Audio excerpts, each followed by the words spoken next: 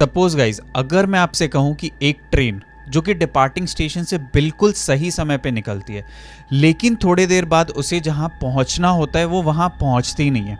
In fact वो रास्ते में कहीं पे भी नहीं पहुंचती है और वो ट्रेन मानो मैप से गायब सी हो जाती है, तो आप मानोगे क्या? कुछ ऐसा ही हुआ था आज से 112 साल पहले इटली में। तो hello guys, my name is Ankit and you are watching uncovered by Ankit. इस चैनल में हम generally crime, horror and mystery related content करते हैं। अगर आपको ये कंटेंट इंटरेस्टिंग लगता है तो प्लीज डू सब्सक्राइब। तो ये कहानी शुरू होती है 1911 में, जब इटली की one of the biggest train manufacturing company ने एक नई ट्रेन बनाई जो कि बहुत ही लग्जरियस था और उस टाइम के हिसाब से काफी तेज। और ये ट्रेन 3 डब्बे वाली थी। अब ये ट्रेन बनने के बाद कंपनी को ट्रेन का ट्रायल रन करना था और ट्रायल रन करने के लिए इन्हें कुछ पैसेंजर की जरूरत थी। हम आजकल देखते हैं कि बहुत सारी बड़ी बड़ी कंपनियां कस्टमर को प्रोडक्ट और सर्विसेज बिल्कुल फ्री में देती है कि वो कंपनी के यूजर्स बन जाएं। ये तरीका नया नहीं है। इनफैक्ट जेनिटी ने भी 1911 में यही तरीका अपनाया था पैसेंजर को अपनी तरफ आकर्षित करने के लिए। जो भी इस ट्रेन में आने वाला था उनके लिए टिकट्स बिल्कुल फ्री थे, यहाँ तक कि खाना और पीना भी बिल्कुल फ्री था। ऑलमोस्ट 100 लोगों को जेनिटी सेलेक्ट करती है। इसमें से mostly upper middle class, higher class and wealthy people होते हैं। इन 100 लोगों के अलावा ट्रेन में और भी 6 लोग होते हैं जो कि ट्रेन के स्टाफ मेंबर्स होते हैं। अब ये ट्रेन रोम से निकलती है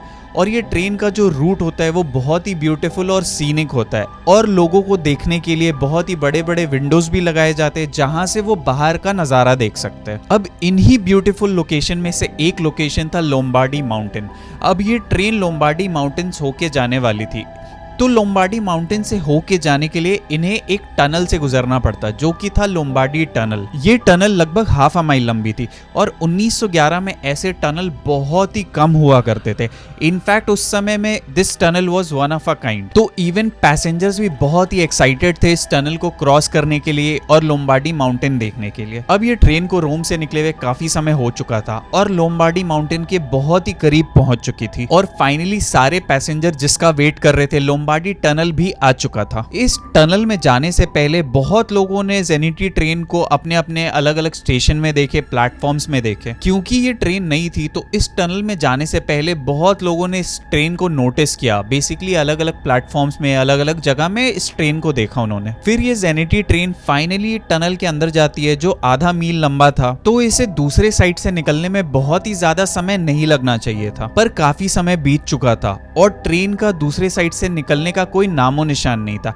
इनफैक्ट जो स्टेशन पे लोग इस ट्रेन का इंतजार कर रहे थे वहां पे भी ये ट्रेन पहुंची नहीं। स्टेशन में खड़े लोग काफी देर तक इस ट्रेन का इंतजार करते हैं, फिर भी ये ट्रेन नहीं पहुंचती है वहां पे। और थोड़ी देर इंतजार करने के बाद वहां के स्टाफ मेंबर्स और लोग इन्फॉर्म करते हैं कि जेनिटी ट्रेन जो आज यहाँ पहुंचने वाली थी अभी तक वो यहाँ पहुंची नहीं है। जहां से ये ट्रेन खुलती है उनको भी इन्फॉर्म किया जाता है और फिर इनकी सर्च चालू होती है। तो फिर सर्च उस ट्रैक में चालू होती है जहां से ये ट्रेन होकर जाने वाली होती है। फिर लास्ट लोकेशन जहां लोगों ने देखा था इस ट्रेन को, वहां पे खोजबीन चालू होती है। वहां के लोगों से पूछताछ की जाती है। पूछताछ के दौरान ये पता चला कि ट्रेन को टनल के अंदर जाने से पहले काफी लोगों ने अलग अलग जगह पे देखा, पर ट्रेन जिस तरफ से बाहर निकलने वाली थी उस साइड के लोगों ने किसी ने भी इस ट्रेन को नहीं देखा था। फिर ये लोग सीधा टनल की ओर बढ़ते और टनल में खोजबीन चालू करते। टनल काफी सीधा सा था और अंदर में ज्यादा कुछ था नहीं कि वो ट्रेन गायब हो जाए या ट्रेन कहीं और चल जाए, क्योंकि टनल के अंदर सिर्फ एक ही सीधा रास्ता था। टनल के अंदर भी सर्च करने पे इन्हें ज्यादा कुछ मिलता नहीं है। इनफैक्ट कोई क्लू भी नहीं मिलता है कि इस टनल के अंदर कोई ट्रेन आई भी थी या नहीं। अब लोगों को यकीन नहीं हो रहा है कि इतनी बड़ी 3 डब्बे वाली ट्रेन अचानक से हवा में गायब कैसे हो गई। कोई छोटी सी चीज तो थी नहीं।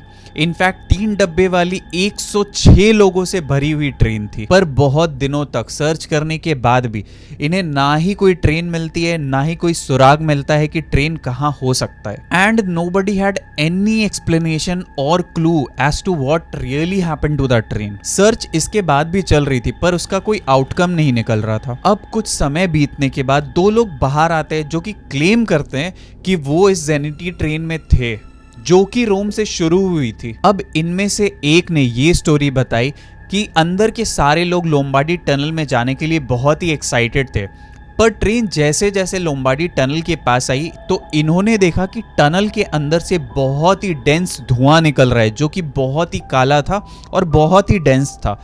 तो इन्हें बहुत ही ज्यादा डर लगता है और टनल के अंदर से इनको कुछ हमिंग साउंड सुनाई देती है। तो इसे लगता है शायद टनल के अंदर कुछ गड़बड़ है, तो ये खिड़की तोड़कर उस ट्रेन से कूद जाते हैं और इसको देख के ये जो दूसरा बंदा है वो भी उस खिड़की से कूद जाता है। तो ये जब ट्रेन की खिड़की से बाहर कूदकर जमीन पर गिरते हैं तो इन्होंने देखा जब वो ट्रेन टनल के अंदर जा रही थी तो उस टनल से जो धुआं निकल रहा था उस धुएं ने इस ट्रेन को निगल लिया था और इसके बाद वो वहीं गिर के बेहोश हो जाते हैं और इसके बाद की कोई मेमोरी उनके पास नहीं है। वर्ल्ड वॉर 2 के दौरान इस टनल को बॉम्ब कर दिया गया था और ये टनल परमानेंटली उसके बाद क्लोज भी हो गया था। अब कुछ रिकॉर्ड्स के अकॉर्डिंग मिडीवल मोडेना में, जो कि एक टाउन है इटली में, वहां पे ये 3 डब्बे वाली ट्रेन देखी गई थी। पर उस मिडीवल पीरियड में जो फास्टेस्ट मोड ऑफ ट्रांसपोर्टेशन था वाज अ हॉर्स राइड। ये 3 डब्बे वाली जेनिटी ट्रेन और भी बहुत सारे कंट्रीज में दिखाई दी गई थी, जैसे कि जर्मनी, रशिया, रोमानिया,